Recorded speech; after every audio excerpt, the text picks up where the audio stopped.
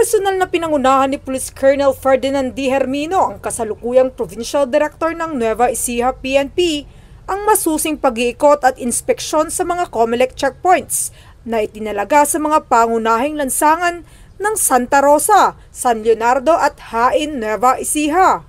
Ang naturang aktibidad ay bahagi ng election security operations na ipinatutupad ng Commission on Elections at ng Philippine National Police upang matiyak ang seguridad ng ating mga kababayan.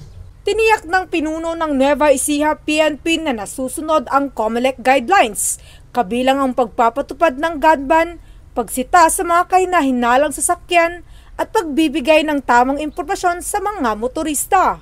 Naging mapayapa ang naturang inspeksyon at walang naitalang insidente ayon sa ulat ng Nueva Ecija PNP. Sa pamamagitan ng mga hakbang na ito, ipinakita ni Police Colonel Hermino ang kanyang dedikasyon sa pagtutok sa seguridad at integridad ng halalan sa Nueva Ecija. Ang COMELEC checkpoint operations ay isasagawa hanggang matapos ang election period bilang bahagi ng tuloy-tuloy na kampanya ng gobyerno para sa peaceful election sa buong bansa. Mula dito sa Cabanatuan City, Nueva Ecija, ang inyong PNN correspondent, Police Corporal Giselle V. Rivera, alagad ng batas, tagataguyod ng Balitang Pulis.